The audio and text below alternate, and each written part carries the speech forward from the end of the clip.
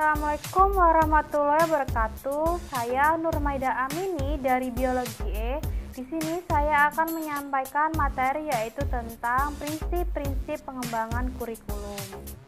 Baiklah, langsung saja ya.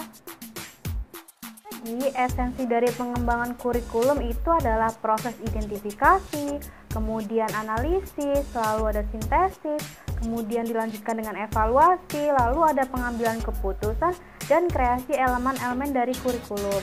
Nah, agar proses pengembangan kurikulum itu bisa berjalan secara efektif dan efisien, maka pengembang kurikulum itu harus memperhatikan prinsip-prinsip dalam pengembangan kurikulum. Pada materi macam-macam sumber dari prinsip kurikulum. Nah, yang pertama yaitu ada data empiris. Nah, data empiris ini adalah data-data yang sudah terbukti efektif. Kedua yaitu ada data eksperimen. Nah, data eksperimen yaitu adalah data-data dari hasil-hasil penelitian. Lalu ada legenda yang hidup di masyarakat atau cerita, dan yang terakhir yaitu adalah akal pikiran atau common sense, yaitu adalah pertimbangan atau penilaian akal pikiran. Kita lanjutkan mengenai tipe-tipe prinsip pengembangan kurikulum. Nah, di sini yang pertama yaitu ada anggapan kebenaran utuh atau menyeluruh. Fakta, konsep, dan prinsip yang diperoleh serta telah diuji dalam penelitian yang ketat dan berulang sehingga bisa dibuat generalisasi dan bisa diberlakukan di berbagai tempat. Kemudian yang kedua yaitu ada anggapan kebenaran parsial. Nah, di sini fakta, konsep, dan prinsip yang sudah terbukti efektif dalam banyak kasus, tapi sifatnya masih belum bisa digeneralisasikan. Yang ketiga yaitu anggapan kebenaran yang masih memerlukan pembuktian atau hipotesis. Nah, di sini asumsi kerja atau prinsip yang sifatnya sangat tentatif. Dan dilanjutkan pada macam-macam prinsip dari pengembangan kurikulum. Di sini terbagi menjadi dua prinsip, yaitu ada prinsip umum dan prinsip khusus. Pada prinsip khusus yaitu contohnya seperti prinsip relevansi, kemudian ada prinsip fleksibilitas, lalu ada prinsip kontinuitas, lalu ada prinsip efisiensi dan prinsip efektivitas. Sedangkan pada prinsip khusus yaitu contohnya seperti tujuan, isi, metode, dan evaluasi. Dan pada prinsip umum ini terbagi menjadi 5, yaitu yang pertama ada prinsip fleksibilitas.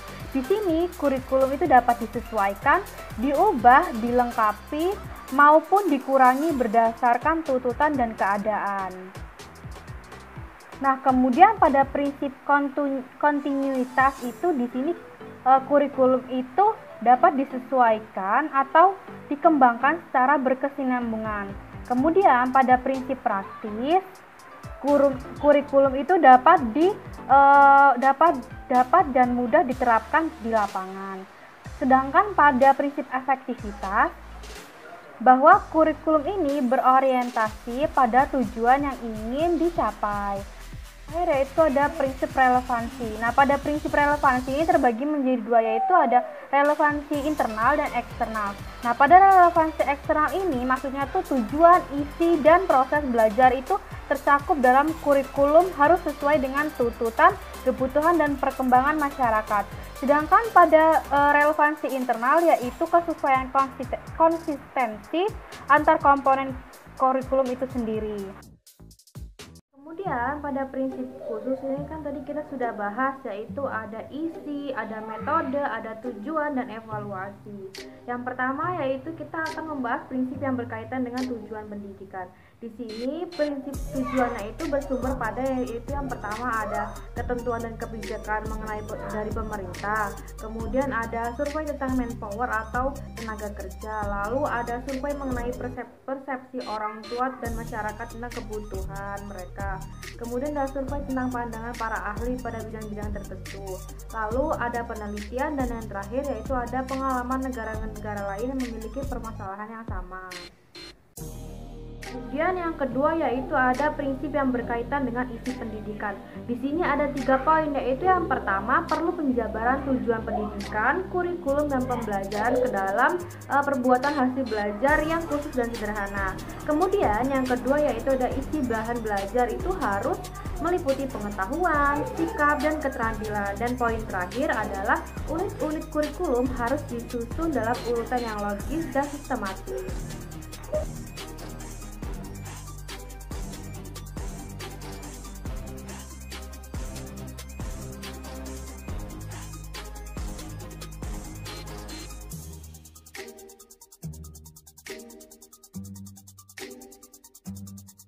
Kemudian yang keempat yaitu adalah prinsip yang berkaitan dengan media dan alat bantu belajar.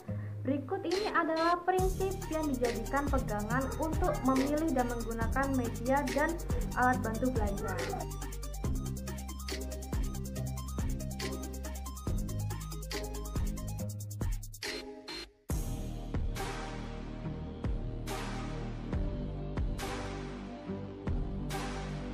Kemudian poin kelima yaitu prinsip yang berkaitan dengan evaluasi.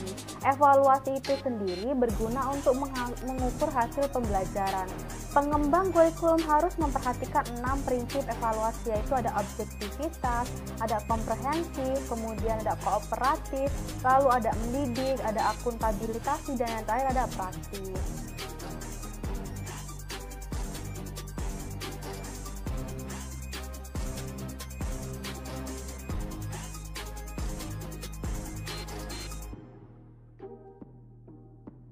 Kemudian dilanjutkan dengan langkah-langkah saat mengembangkan evaluasi.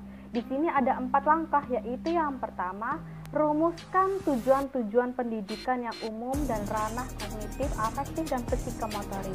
Kemudian yang kedua yaitu uraikan ke dalam bentuk tingkah laku murid yang dapat diamati dan diukur.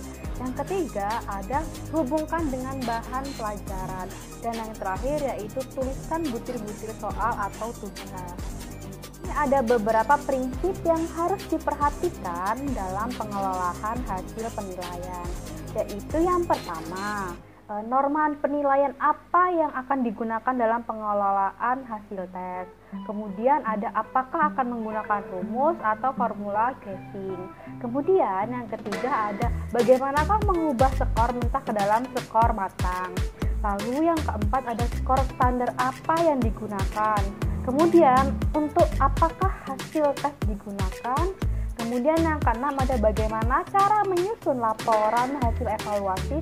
Dan yang terakhir kepada siapa sajakah laporan hasil evaluasi ini ditunjukkan. Sekian penuturan materi dari prinsip-prinsip pengembangan kurikulum saya akhiri. Wassalamualaikum warahmatullahi wabarakatuh.